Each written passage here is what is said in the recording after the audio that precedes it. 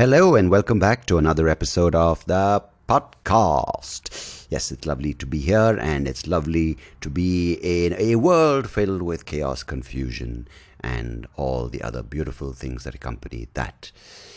Human beings, man, we are really having fun at this party.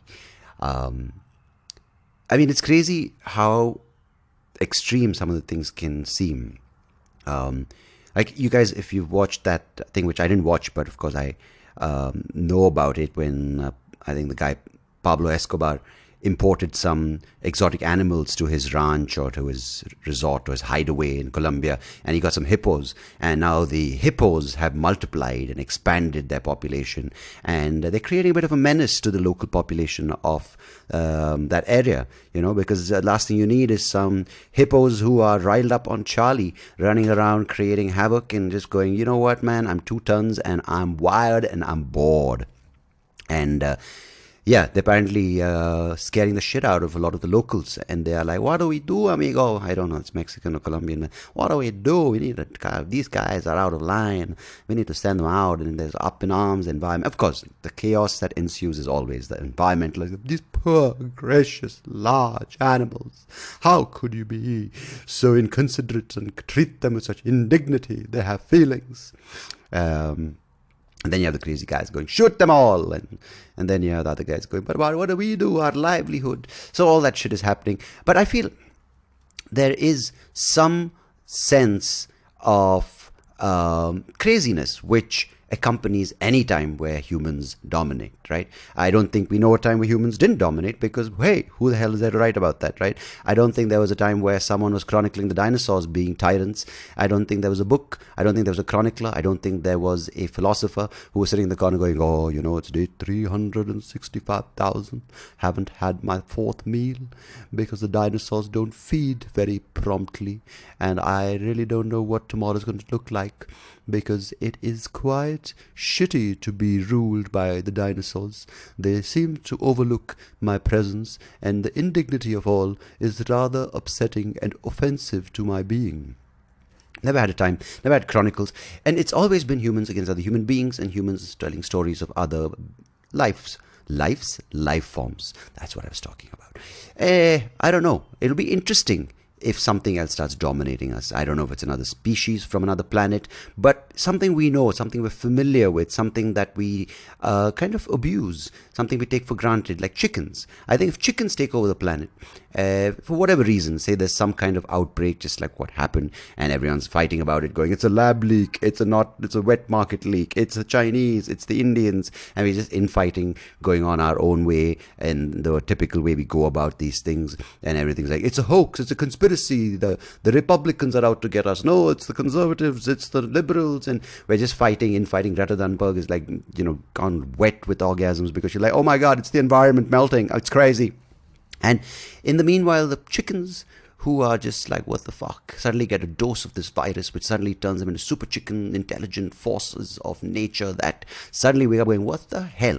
It's been genocide for the past thousands of years. Every day no one considers, we kind of a flavor of different spices, we're kind of tossed into dishes, we're thrown away because someone says, oh, I got food poisoning. Someone says, oh, I don't like wings, I really like the breast, and our bodies are being totally ruined. What's the word I was looking for? Totally desiccated? Yeah, maybe desiccated. And we are completely violated by the species. So let's all unite in the name of chickens and create the super race of chickens, and with one chicken leader who just says, fuck this all, I'm going to take back the world in the name of the chicken. And that's that one big cock who says, you know what, it's time, and the chickens are going to take over the world. And then they start enslaving, they start brutalizing, they start making curries, and they make kebabs out of humans. And the next thing you know, a few human beings are left, and they have to start giving some hope for the future.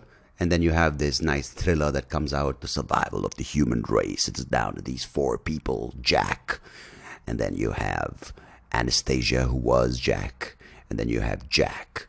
And you have Riley, who was Anastasia and then became Jack. It's 4 people with 8 pronouns. They are the future of the human race, fighting the oppression of the chickens. Yeah, it would be interesting. And then you have to hear their chronicles of how hard it is because there's no food, because clearly the thing that they depended on is their boss. Would be interesting. Just a plot, Netflix, if you're listening, I'm here and I can tell you how to write a script, in case you're wondering and in case you're interested. No pressure. I really see a future where specialization should be really, really taken seriously. Because you know what, especially with the arts, I think people get away too lightly. You have these cookie cutter kind of artists, the pop stars, right? Like the Katy Perrys, and you have the Miley Cyrus, and you have the Justin Biebers and the Harry Styles of the world, who, of course, I think every generation has them, right? They pretty much are like this proper brand initiative. They created into these huge, beyond life, bigger than life kind of characters, and they look poster boy, good looks, poster girl, good looks, and everyone wants to be them, everyone wants to be like them, everyone idol worships them, and they sell out these massive stadiums.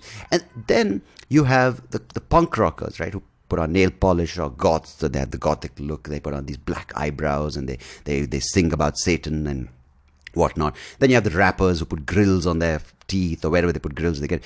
Where I'm going with this is that I feel if you're in a certain profession, whether it's a sporting profession, whether it's an entertainment profession, I feel you need to go 100%. And I'm talking about besides the training, besides the talent, besides the skill, besides the discipline. I feel if you want to go a 200% and you want to create a life dedicated to that art or that sport, let your body go through the transformation. Because of course now people who say I'm not comfortable as a man have the option of getting a surgery, becoming a woman, or becoming whatever gender they identify with.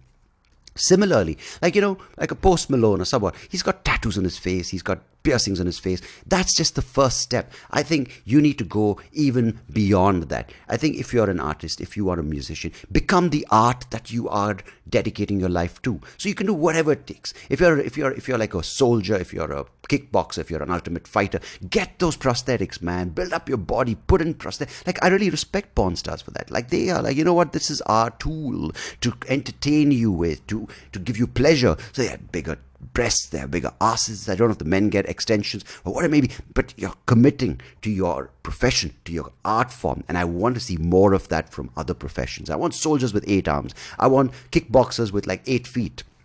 Because that is the future of entertainment. I'm tired of these 2-hand, 2-leg fuckers who are getting away with it, coming back home going, I'm just Jim and I want to have a beer and enjoy. Yeah, you can train 100%, man, but I want you to come home and people are like, that's a kickboxer. That's the guy who doesn't fit in anywhere else because he only fits in the ring, in the octagon, because he's a kickboxer, because every time he goes to security he trips on his 6 other feet because he doesn't belong anywhere else but the ring. That's the passion, that's the dedication to the art form, and I want to see more of that. I want to see singers with 5 lips, I want to see singers with 8 mouths, because who wants a band? I want a singer who can put 8 different voices over there, who has like a drum set coming out of their ass, who has guitars popping out everywhere, because they're the one person who dedicates themselves to their art form, who comes with an entire composition that they own, they make, they have a chip in their head that they can collaborate with and put out amazing music from space. I don't know what it is. I just have an idea and I want you to flow with it, and I want the future to resemble that.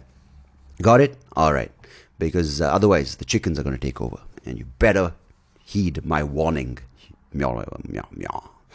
I don't know what that was. Anyhow, that was my little take on where we are and what the future might look like. But to speak about the future, I've got Bailey Parnell. Now, let me tell you about this conversation today, because Bailey Parnell is studying something that I tend to ramble on about on this podcast, and you might have heard me rant about it. And at times, I do sound like a bit of a lunatic who's just going on about this. But it's always good to know something, to know more about something that you speculate on and you might have wrong opinions and perceptions about. So Bailey Parnell is studying the negative, and let's not go negative, the effects of social media, and more importantly, the effects of social media on mental health.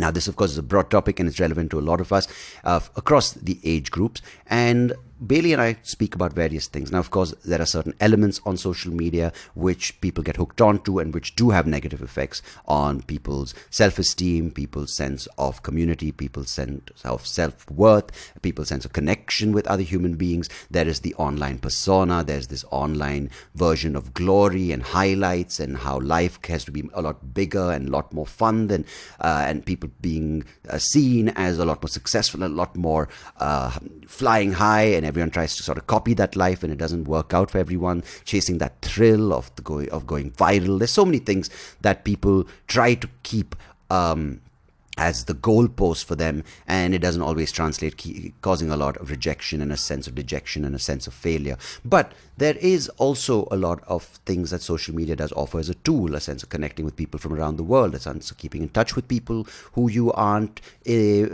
physically close to, you're not in the same geography. So there is a good and bad side.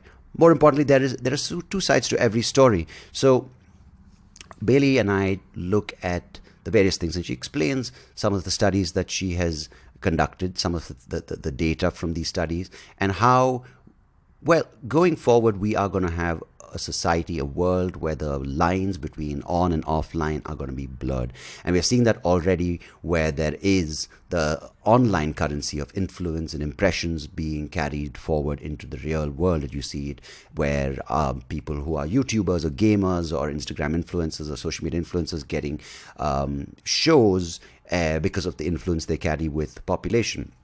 And also other stuff like getting goodies, getting travel sponsors, getting all sorts of things done, and not always done in the form of money, but it's also done in the form of a barter kind of deal.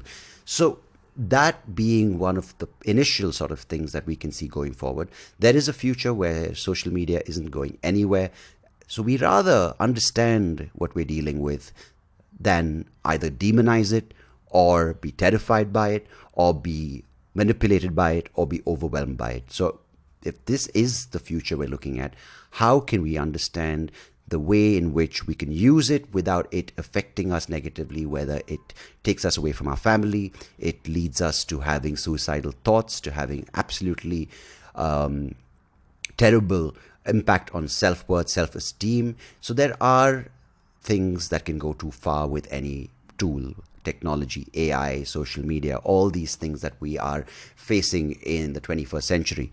But the best way to kind of go forward with these things is to understand, to figure out what works for you, what doesn't work for you, and what mindset you need to approach these tools with. And Bailey has done me the pleasure of, well, talking about a lot of the things that she has experienced in her study, in her research. And I hope that some of it is relevant to you and can help you make sense of what I call the madness that we live in. But it doesn't have to be. It's the reality, it's the world. And do we have to stay offline to avoid being completely thrown into chaos online?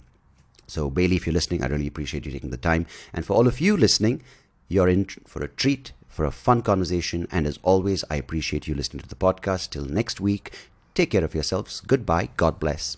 Cheers.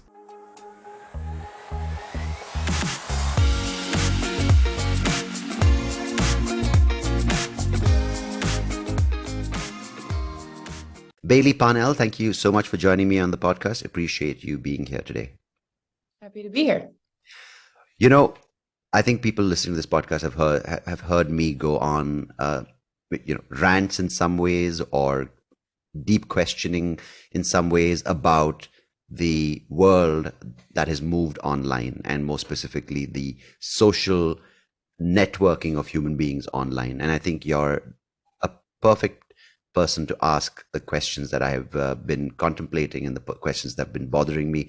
So can you maybe, to start with, just give a sense of what, since the first version of social networking, maybe LinkedIn or MySpace back in the early 2000s, to the version we have of social media today, be it the Instagrams or the TikToks or the Snapchats or the Facebooks, or possibly even Meta with the VR and the AR opportunities. What was the intention of social media and where is it today? Mm-hmm. Well, for someone like me and a researcher in this space, I would actually consider social media a thing that has existed throughout humanity and just took on different forms. A platform for which we can kind of communicate, collaborate, tell stories. These are things that we've always done. And even in the history of communications, more telecommunications, we found a way to do it, even with the telephone, or for some of you listening, you might remember like instant messaging, AOL or MSN. these things. So we were always on the track towards social media. It just allowed us to expand that social reach, of course, globally across distance. It's directly tied to you. It can be one to many. All of these things changed. And so if you want to go back to like the MySpace era of social media, that's kind of, I think, where we were starting to pair a few things in history at the same time, which was access to a personal computer, internet, and now someone using both of those things to connect people in a social way. So I think Mm. we were always on the track. But then fast forward, and we've really continued down that track. The way Facebook started, I think, we all know the tale of how it was really to rate women within the college, Mm. which is unsurprising for who started it, but here we are. Yeah. And I think a lot of the social media, in a way, has done what the rest tried to do: connect us, give us a space to collaborate, communicate, do all of those things. Now, because we're talking about people, that comes with the great parts of people, and it also comes with the terrible parts of people. Mm.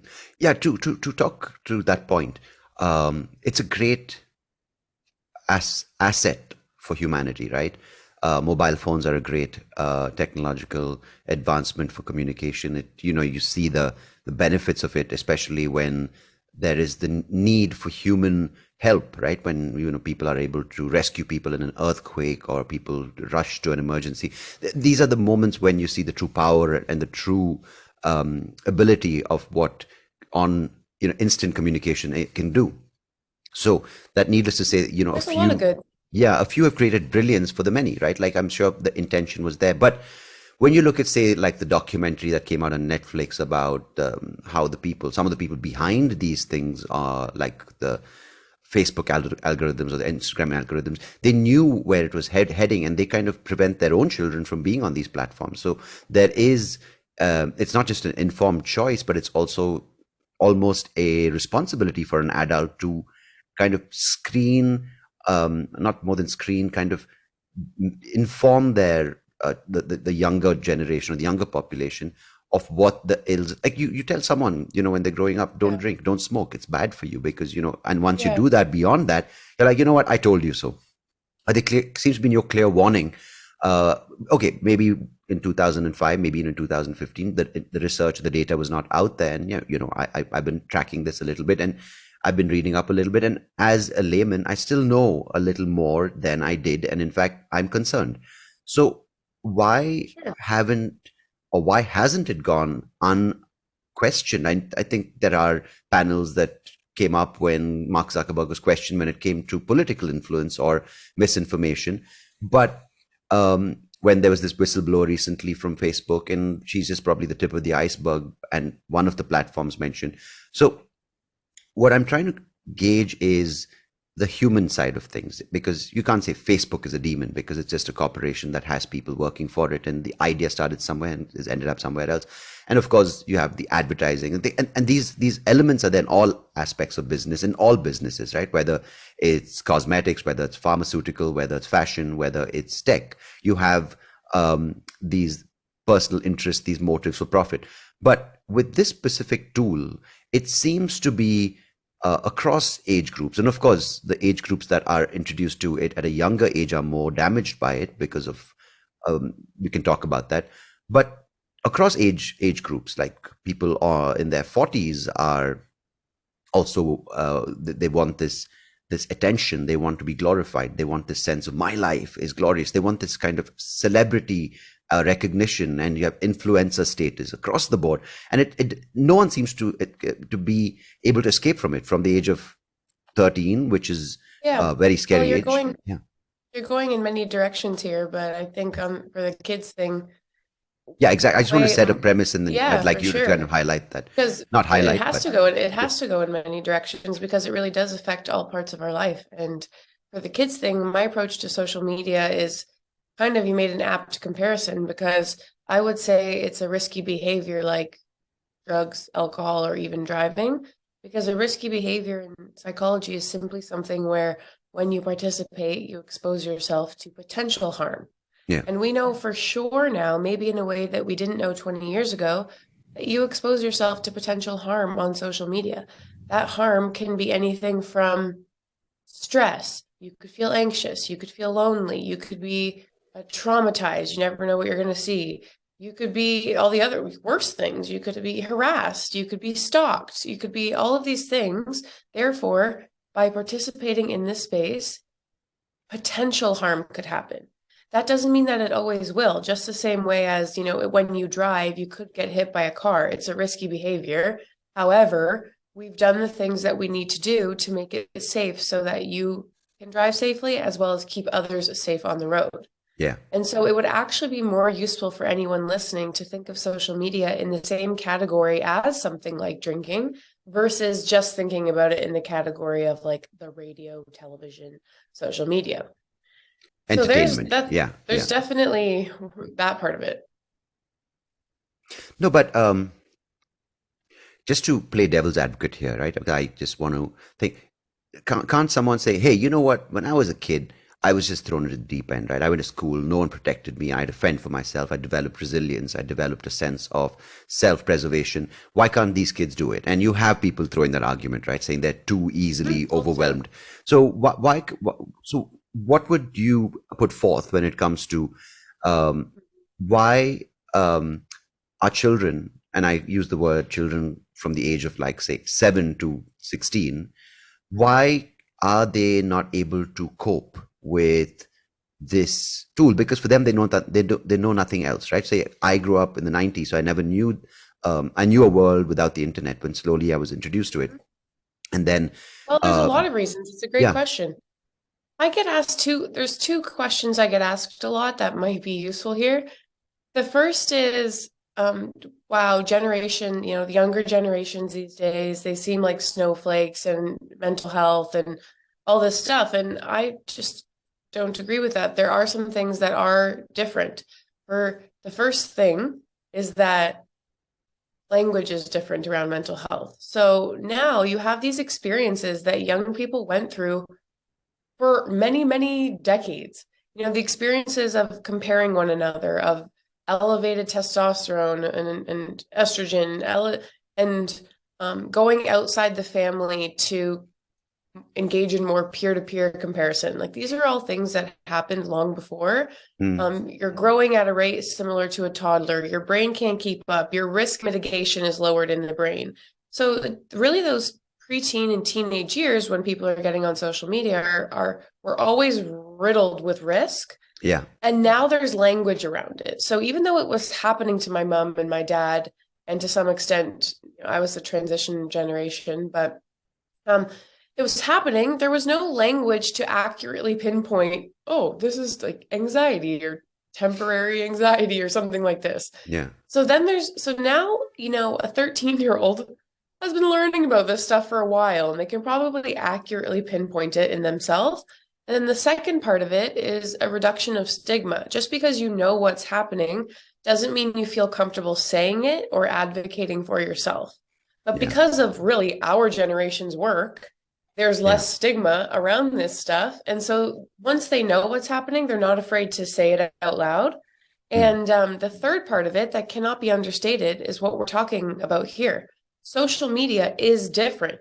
And I don't care what anyone in older generation says, it is always on. It's directly tied to you. And even if you were left out of the group chat on telephone, it ended when you went home at the end of the day. Yeah. The telephone wasn't designed to be addictive, with brain psychologists spending their whole working hours dedicated to this one thing. Like social media is different. And now, so that's the first part of the conversation, is the relationship of mental health in this young generation in the first place is different. But then you enter the world of social media, and how might this actually be worse for young people today?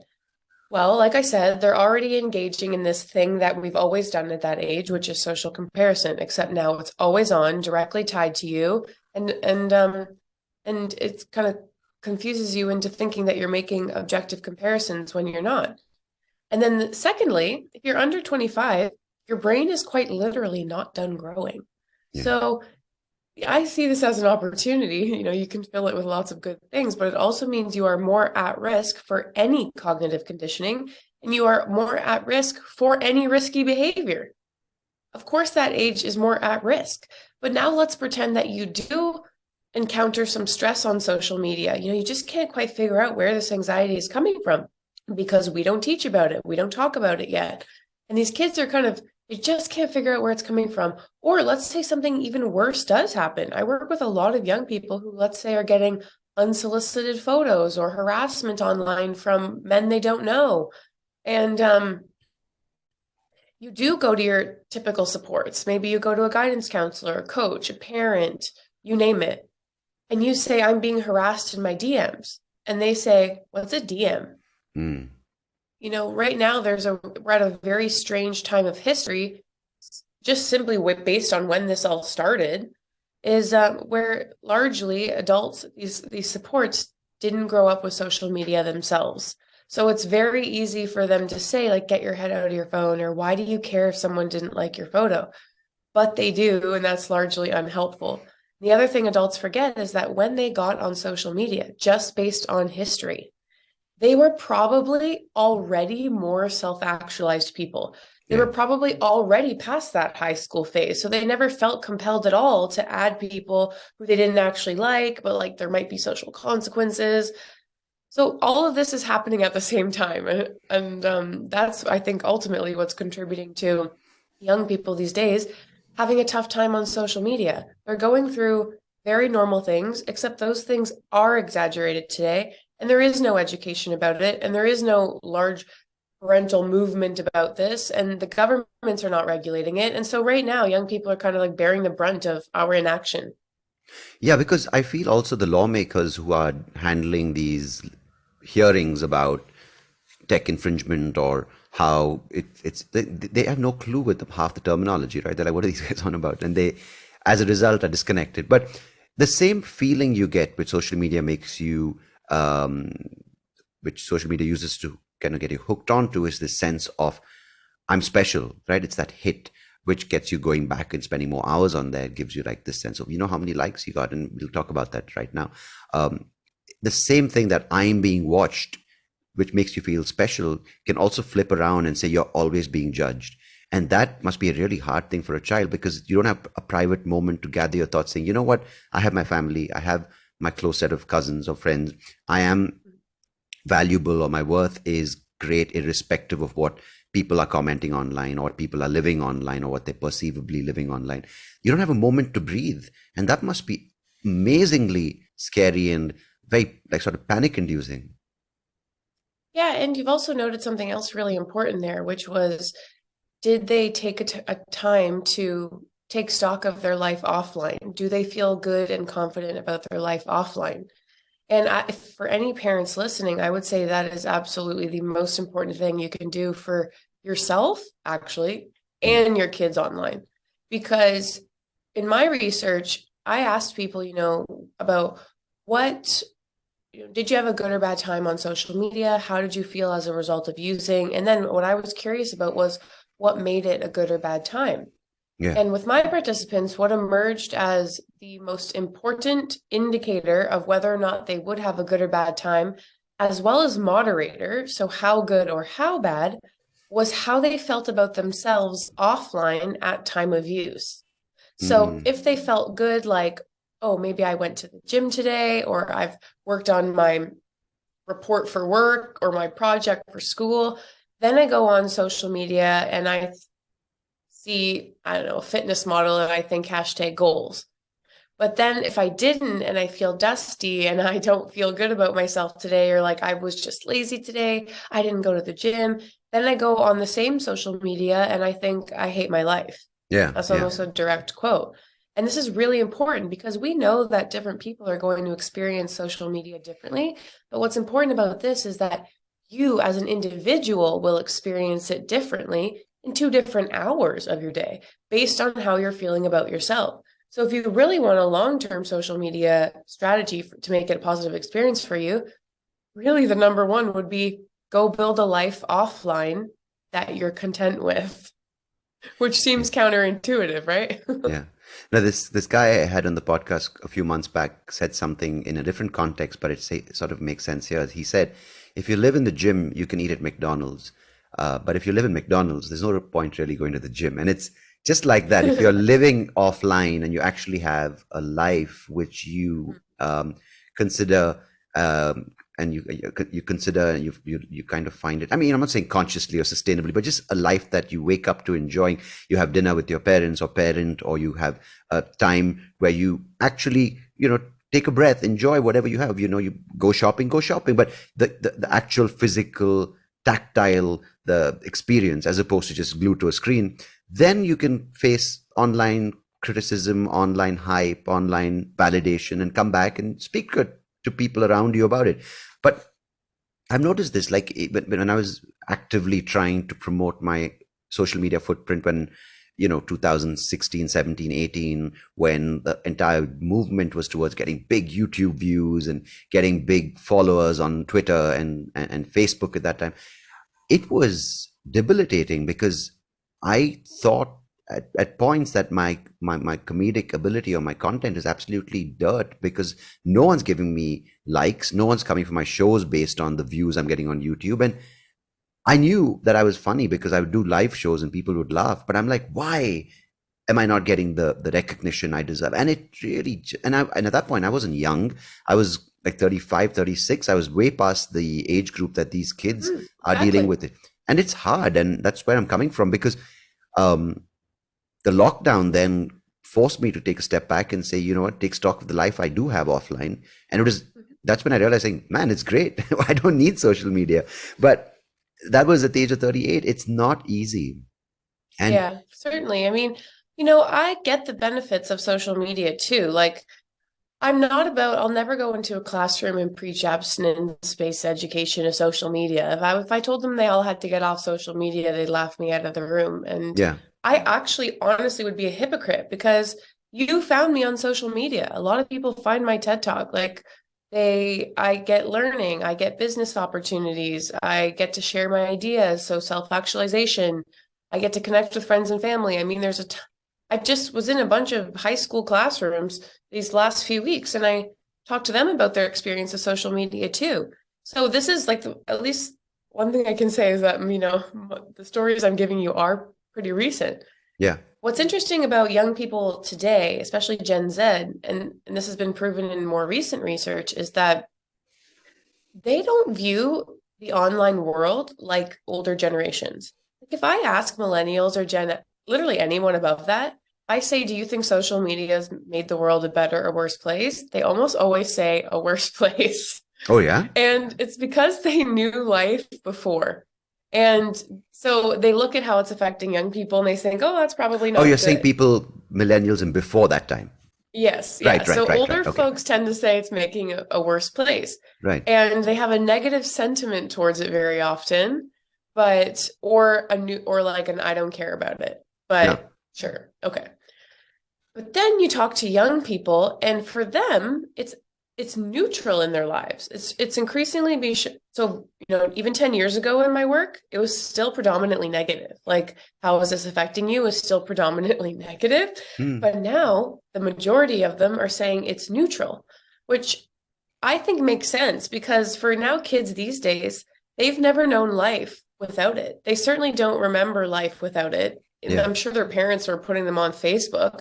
So for them, they don't think my online life, my offline life. They often just think this is life. Like, of course, social media is like the TV. I don't know. Sometimes it's good, sometimes it's bad. Sometimes I have a good day, sometimes I have a bad day, which I think, I think helps me in my work. I'm like, okay, neutral is better than negative. Now, it's easier to go from neutral to a positive experience than from negative to a positive experience. At So least you're I can work open to with this. see the two sides to the story, right?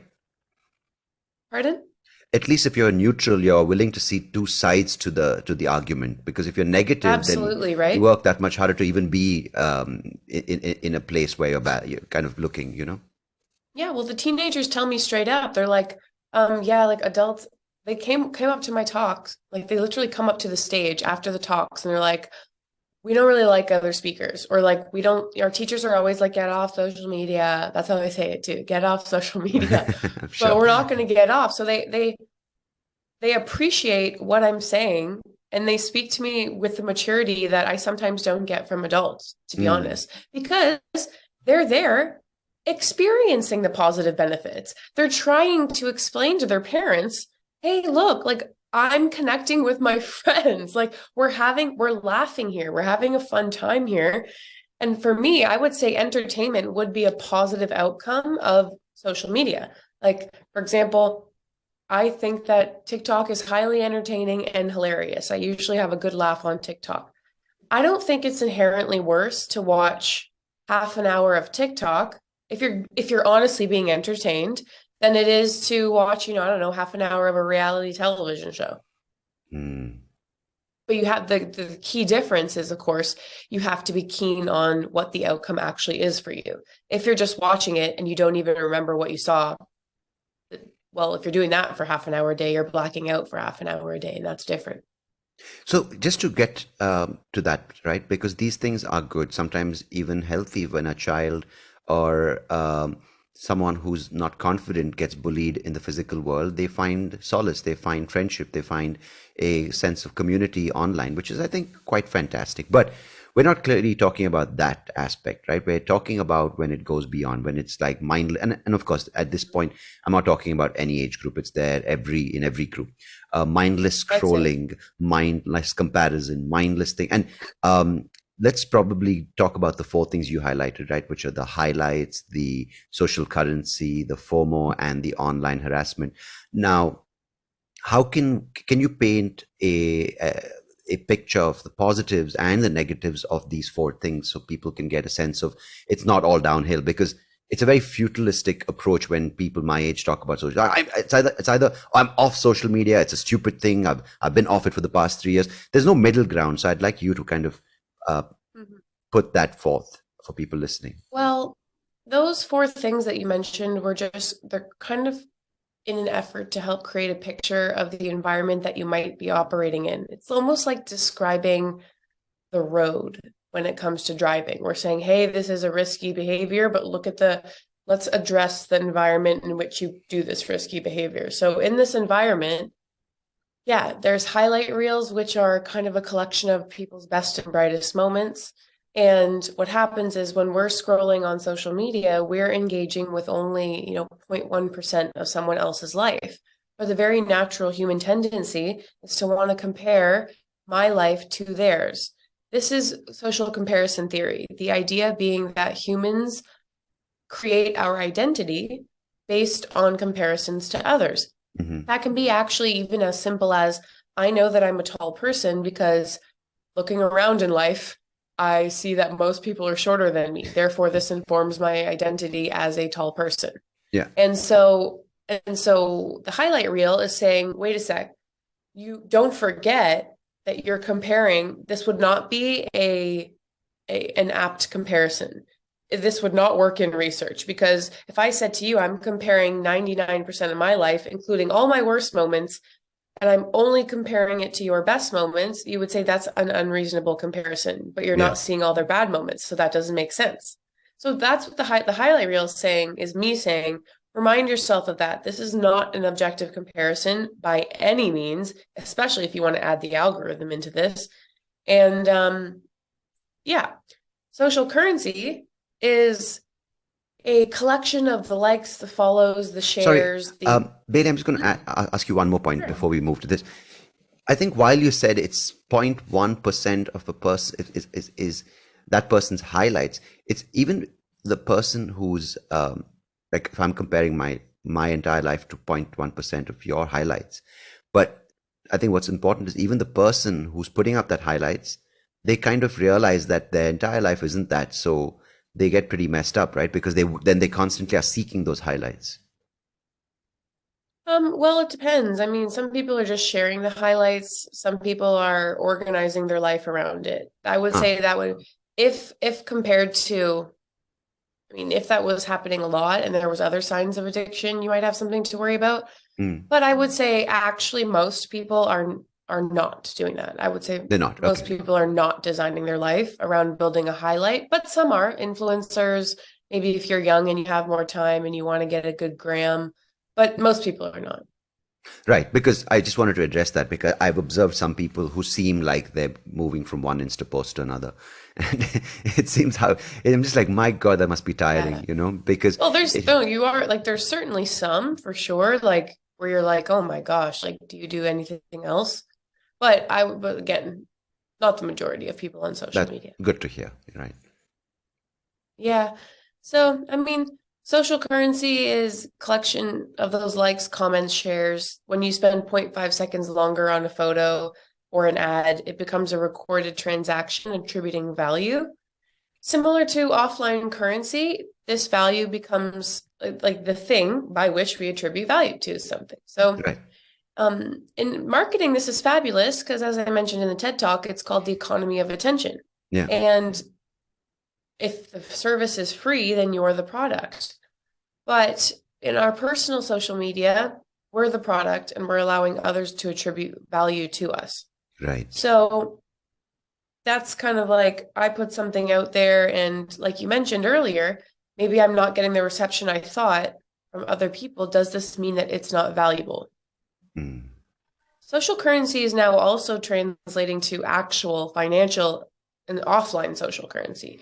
For example, it's not anyone listening would know maybe the phrase of an influencer who has managed to capture social capital, Yeah. translate it to actual financial capital, whether it's through money, access, products, you name it. So that Mm. is one of the things we talk about there too. We also talk about FOMO, which is a potential risk of using So social just to media. this point with social currency, do you think it can create this scenario where I know there possibly TV shows on this. I don't watch television, but uh, where it could be a model for replacing financial currency, where people can actually get into a better position or a higher status in society or more respect based on that. Is that happening, or is that just again a minority, a smaller No, percentage? I think that's not actually far off. That is happening, to be Hmm. honest. I know that other countries, so I'm from Canada and I live in the US now in New York, but Hmm. other countries have moved this idea of social currency along further.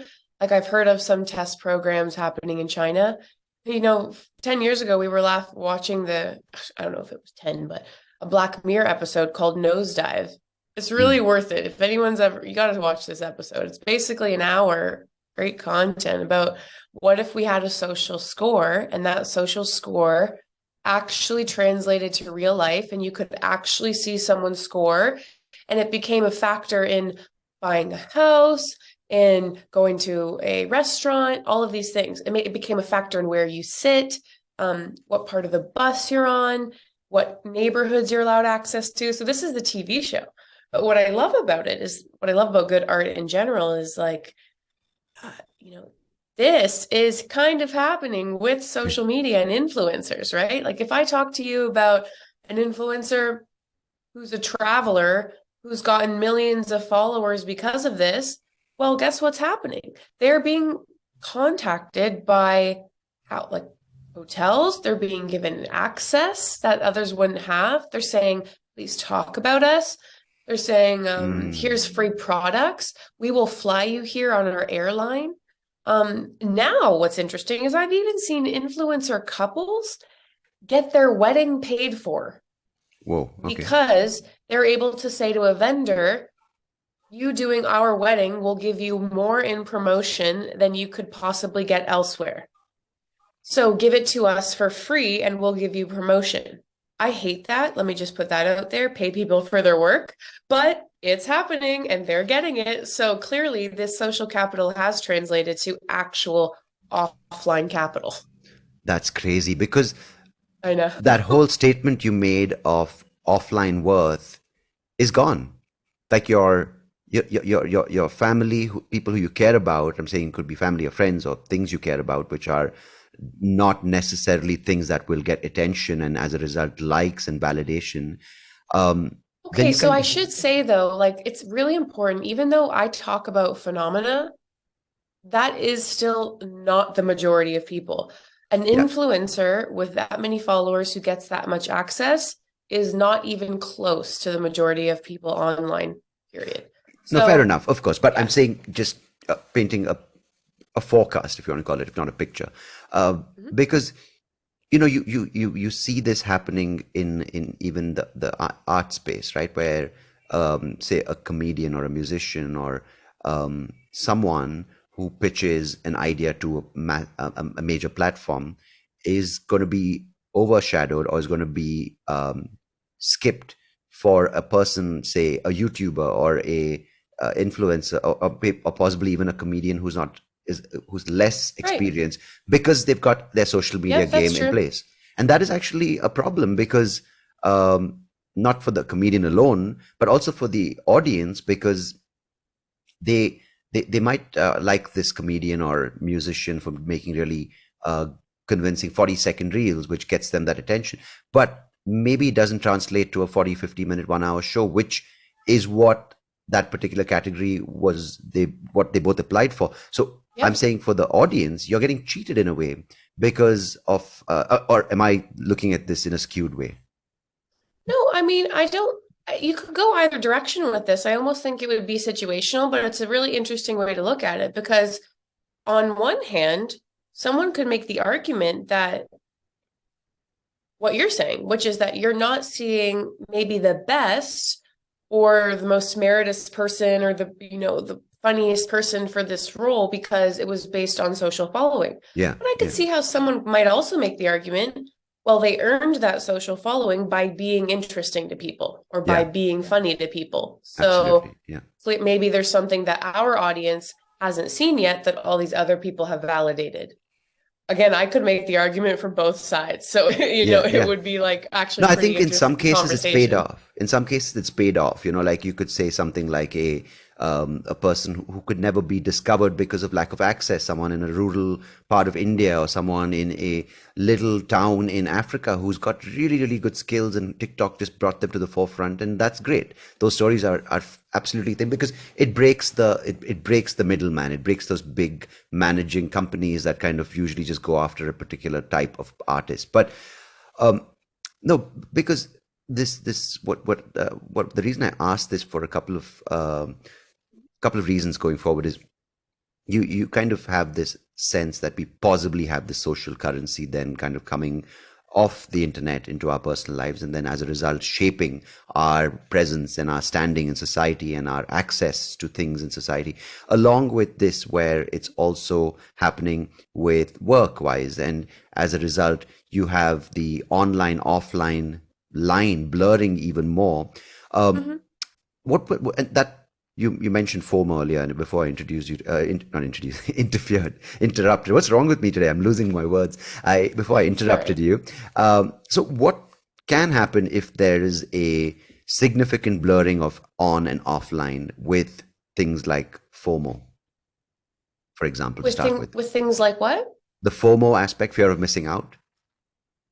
Oh yeah, FOMO. So FOMO is a light phrase. We all throw it around, but it is actually a social anxiety from the fear of missing a potential connection, event, or opportunity. Hmm. So this could also be, I've had students tell me that they only wanted to go to the event because they knew pictures were being taken. It could be that FOMO. But I think for most people, it's probably like, oh, I have 60 notifications. I must be missing something. Like I want to be in the loop. I don't want to be out of the loop. So I got to stay connected here. Yeah. So the FOMO has also been shown to be the greatest predictor of addiction to social media. So Hmm.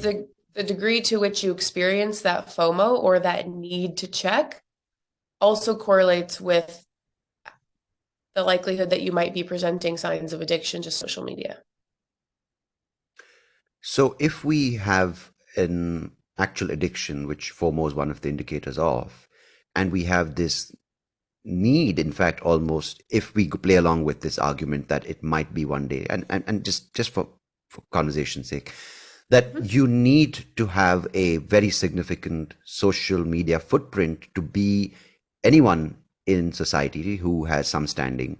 Now, I could tell someone, get off your phone if it's not making sense. If you enjoy it for entertainment value, it's good. But then they could say, no, my social currency needs to be built, and that's only built by spending more time online presenting these strong aspects of my life, so I get more recognition, get more social currency, then I can come back home a more socially rich person as a result. My offline Yeah. life, you know what I'm trying to say over here, this kind of Yes. painting. So what can it happen? Because then FOMO isn't an indication of addiction. It is a threat to your existence almost. Yeah, so are you saying like they actually could make a case these days? I'm Like they saying could make a case for if spending all this time and building this social capital? yeah, I'm just saying at this point it's fear of missing out, and I get that fear of missing out, right? Oh my God, like if you don't go for a party, you don't go for an event. I get it. Like sometimes I've been at home, but I'm just trying to understand that it's FOMO now, and it's a sign of addiction already. But it's something people laugh at even. But what? And I don't paint again only a dark picture of the future for social media, but with the blurring of on and offline and add on this value of social currency, which is of course, as you said, happening to fewer than more people. Where could these things, and finally, just if you could include the online harassment, if we could take these things and kind of run with it just for conversation's sake, and I don't want you Hmm. to put the data there because of course it's not happening, but there are small indications that there are few situations where it is happening. What can we kind of envision um, in the next 5 to 10 years On social media? with this trend, with these trends of the four things that you mentioned, along with these blurring of the lines, Right. along with these kind of taking from one place to another, from on to offline? What kind of Yeah. society are we heading towards? Well, I've seen some pretty promising moves actually with the younger generation here in North America, Hmm. as well as with TikTok. I mean, TikTok is an interesting one because I have a great time on TikTok, I mentioned. And Yeah. of all of the social networks, it's the one that most improves mental health. Isn't that Hmm. funny? Like, as Right. in for younger generation. However, concerns with TikTok in North America are more about privacy and security and Mm. national security recently. So I don't know if you read the stories. They're considering banning TikTok. I think Canada has asked all their members of parliament to uninstall TikTok. Well, that, I mean, makes sense to me. Like, It I'm does, but surprised that the government was ever allowed to have that in exactly on what's their going on in parliament on right their now? devices, but like that just seems so. Anyways, Canada's not the only one. There's a lot of countries that have said it's not allowed to be on government devices, Yeah. and which again makes sense because if you read the terms and conditions, they're tracking quite a lot of what Mm. you do on your phone. So yeah, but now they're because of that though. You could like one could access a ton of data on TikTok about a populace and what they're doing on their phones, sometimes even keystrokes. Like that's how you move your fingers type of data. So a lot That's of yeah. people are uncomfortable with this, and this would be a kind of a risk of using. But interestingly, privacy seems to be a generational concern. Older generations are more concerned with privacy and security than our younger generations when it comes to the social media world. Yeah. Um, that's okay. I mean, I would say that older generations, you should be taking care of those things for younger generations.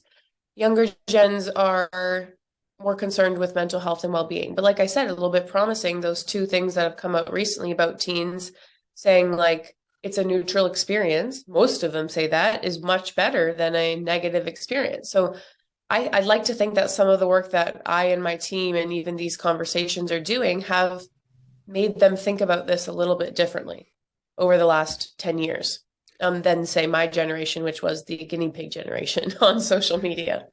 Yeah, and I totally So resonate that's with that. cool. Yeah. I think that the connection between offline life and online life is it's just meshing more. Like I said, if the young gen is seeing it as it's not my online life and it's not my offline life, it's just life, then that's the way it's going to end up. Because the reality is we only age in one direction. So Mm. they're eventually going to be the majority of people.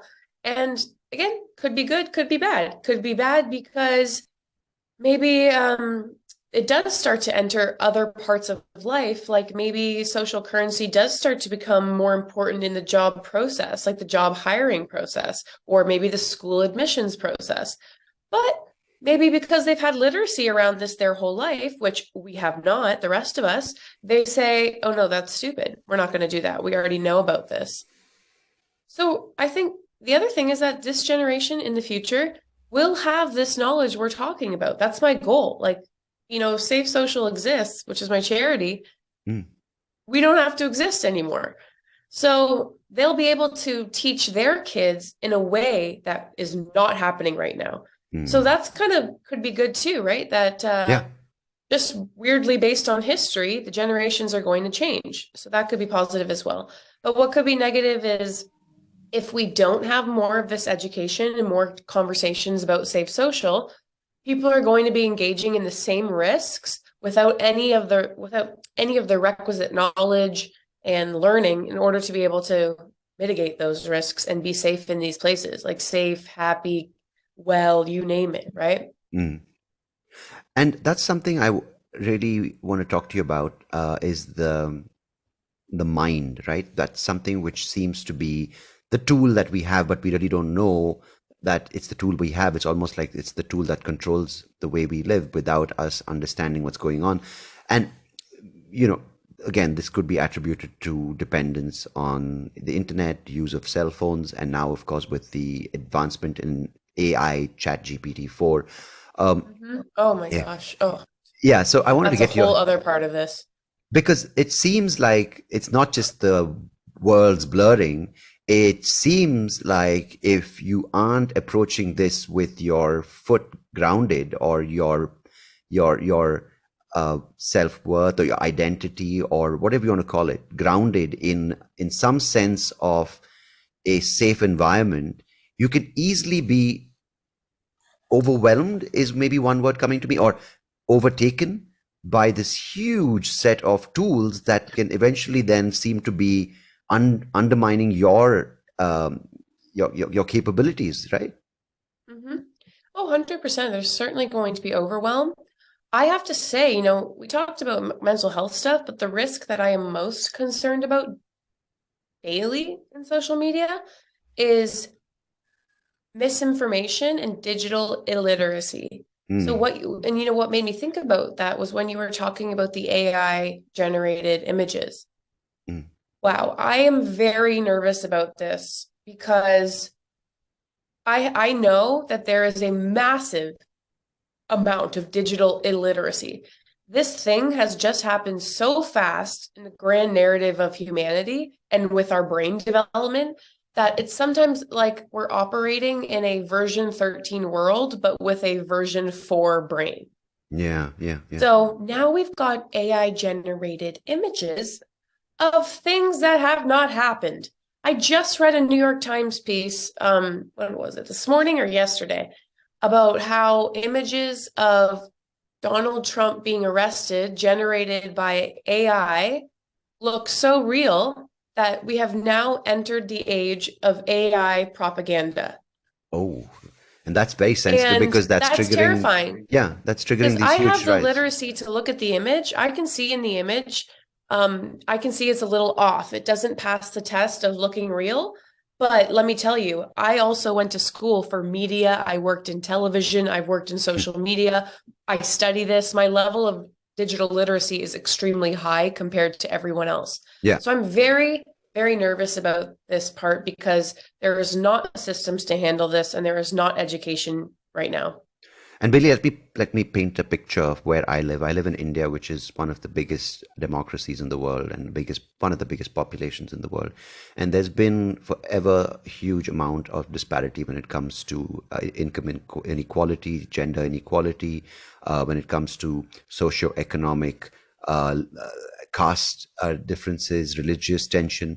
Now, into this picture, or into this pot, which was always on a low simmer. And of course, there's a huge investment of billions of dollars for development, and they're all targeting these people. They want everyone to have a smartphone. Now, let me just say, there is huge potential for people in small villages who never had access to proper education, but who have the willpower, who have the tenacity to overcome their situation and actually have a better life for themselves. Of course, that's needless to say, it's got some great things. But what I'm seeing with my just observing as a person who lives in a city in the country is this huge wave of I think I don't know what there's not one thing what's happening. There are people all on the phone. There's a digital economy. There's a digital, this digital world that it's almost like, let me give you an example. It's like going from, typically you would get a horse-drawn carriage, a car, and then for that you have to build infrastructure. Then you have to get to an electric car. We've gone straight from learning how to walk to flying in this Yeah. context. Well, that's what I mean about the version 4 brain in a Yeah. version 13 environment. So what can and as a result, you see uh, a lot of frustration because earlier, it was there, but now it's because the existing problems are even more obvious, right? And I'm not saying those have to be addressed, but it's almost like this social media, these tools are a window into a world that can't be accessed, but the world is right around them. So the blurring of lines is already happening. They can see on YouTube, they can see on TikTok, all these things, and then they look outside their phone screens, and it's there in front of them. So it's creating this anger, this simmering resentment, Yeah. and that is scary because it could end with this resentment, but it could end with a revolution where it's kind of almost like, what, if enough critical mass is built, it's like we can't handle this anymore. And you talk about maybe the January 6th riots, that was bad enough. But when you talk about 50%, 60% of a 1.8 billion population uprising for various reasons, it's a scary, scary, thought. I find it, I'm generally more on the revolutionary side of things. Like I'm down for everybody to get together and start regulating this stuff and to, make a statement for, the little person here. And typically, that's the way revolutions have happened in the past. Dramatic changes have a lot of people got together and said, we're not down for this anymore. Yeah. So my work is literally this, the safe social side of my life is ideally that I'm an educator first. So charity is really education based, the nonprofit. And it's if I can teach you all to practice safe social, then you can do this for yourself. Brilliant.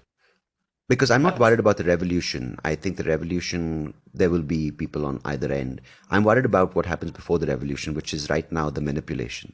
And that is very, very scary because it's, as I said, you're right. And there's like polarization is the other thing that I'm concerned about in addition to misinformation and digital literacy. Yeah. And they all tie together.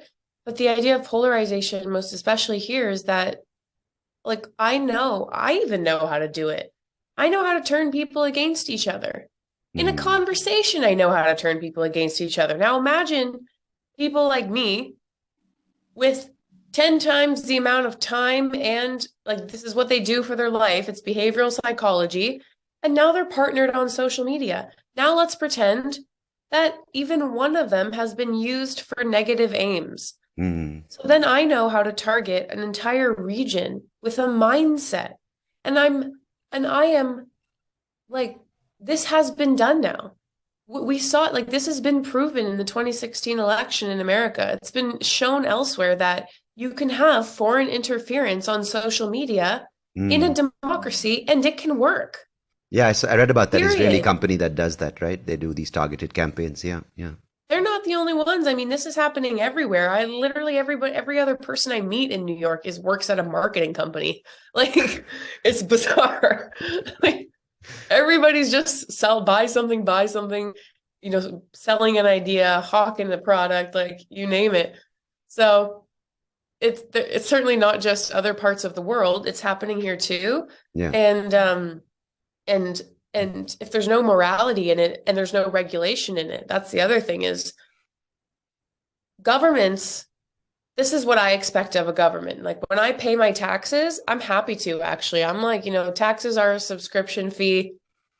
Here's what I expect in my subscription. that Yeah. someone takes care of my sewage, my roads, and that generally the government keeps us safe. Now, in our online lives, this is so much a part of our life that to me, you cannot not have government interference here. This is literally what I'm paying you for, to keep citizens safe Yeah. in our life. So now I expect governments to regulate big tech, and it's not happening because of the money involved in politics in America, Yeah. but it will.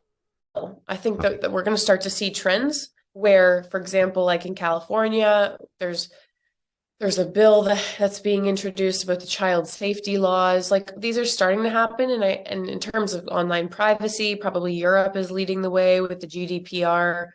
So Mm. small movements, and when these small movements happen, they create a template for others to adopt. It couldn't happen fast enough though, because if we have AI generated images, polarization, and digital literacy, it's a recipe that literally stresses me out actually every day. Right. Yeah, Like you're in I'm the thick laughing of things. uncomfortably. Yeah, no, you're in the thick of things, and you can kind of see both sides to it, and you can, through data, figure out sometimes in which way, in which direction the scales are tilting. But I want to ask you one last thing before we wind up for today, because I know it may be irrelevant, but I am curious because a lot of studies have shown how negative the impact of, say, something like Instagram is to a girl's confidence, her self-image, and Mhm. how damaging it can be to her sense of identity. Um, Maybe I don't want to kind of get a summary of what it is, but maybe could you describe how it is for boys and girls, men and women? What is the impact for both genders? And let's just keep it to the two genders for now because that's a broader group. And how is social media affecting both groups? Is it negative for both? Is it positive for one? Is it Yeah. predominantly? Yeah, can you take me through that? Yeah. Well, there is actually gender differences on social media, and I think though it's very reflective of what was happening. Here's the thing with social media in general. Like it is a reflection of the offline world. It's a reflection of people offline as well. So people problems that have existed for a very long time also exist on social media. And Mm, one of those phenomenon, one of those problems is sometimes to do with, women's the pressure that's put on us for body image, for social relations. This can be good and bad, right? Like that women have always been shown to be more socially interconnected, even offline. yeah, More empathy, more emotional intelligence, more consequence for positive and negative for being in those social circles. And so that translated online as well. So young women are online more. They're on the more social platforms and they experience more of the consequences just simply because they're women. For yeah. example, the young men are often not getting unsolicited lewd photos. But if Mm, you're a young woman on social media, I'd put it at like a 95% likelihood that you will be harassed at some point. mm, So there's that. There's the social comparison. Women typically engage in peer-to-peer comparison more often. However, this can also be good. That's why if you ask me, young women have all of the qualities for the future of leadership. right. They're they are socially in tune. Yeah. So this is like all reflected on social media, of course, Mm, right? mm, And um, yeah, I mentioned the harassment. Young men, though, I would say we don't want to forget about young men, strangely enough. Like, you wouldn't think of me saying that, but on social media, they too compare themselves. They're yeah. looking out there, they're seeing male body image. They're seeing like men are often they're in the social gaming space, young boys. Um, they're also in like I don't know, like pranks, YouTubes, this kind of Mm. stuff. Like we're into that stuff. And The and thing there's I want to consequences add, there too, right? right, like an Andrew Tate, right? He became really big over the past 3, 4 years. And while, I don't know too much about him, I think a lot Hmm. of people demonize him, saying he's really bad, he's really toxic. But he came he came to where he is or was, and he's obviously now under scrutiny. He came to where he is, as you mentioned, online is a reflection of offline. He came there because there was a need for him. I think that's you have to, I think, Mm-hmm. understand that there are Yep. boys hurting out there are men hurting out there, feeling abandoned or feeling a sense of Yep. being disenfranchised.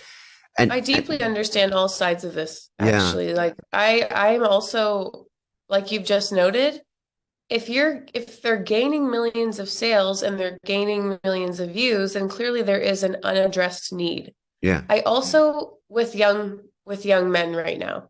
However, and like you know what, it's strange. I do understand, obviously more so the feminist side of it. Some people are just fed up. They're just like, God, we focused on their problems for far too long. Like, figure it out. We have some other problems we need to focus on. For the first time in history, we're going to focus on another group, mm, which is like which is wild. However, I know too that the other side of feminism is men. You yeah. can't do it without them. So it's like we need men to be on board this practice too. So I'm Yeah. down for not letting anybody left behind, you know? Yeah, I think it's this isolation, right? Where you say it's either men or women. I think it's for both groups. Women need men to feel, a sense of wholeness, and men, as importantly, need women to feel a sense of strength and wholeness as well. And I think it's being, it's being kind of a wedge is being driven between saying no, it's either or, which is total rubbish. But Either or what? it's no, people are either saying it's either men's rights or women's rights. It doesn't exist like that. It has to be both, No, right? Because I yeah, don't think it exists like that. yeah, Like the thing is with a feminist thought would be equity for all genders, and yeah, that yeah, should serve everyone. And yeah. if you're seeing it as not serving you, it would likely be that like if you think you have something to lose, there may be a misunderstanding of what it is that Mm. you're are or or you're uncomfortable giving up a bit of your privilege so that others can have some too. Yeah, I think that's it's a place where, oh, I have to change, and not many people like that.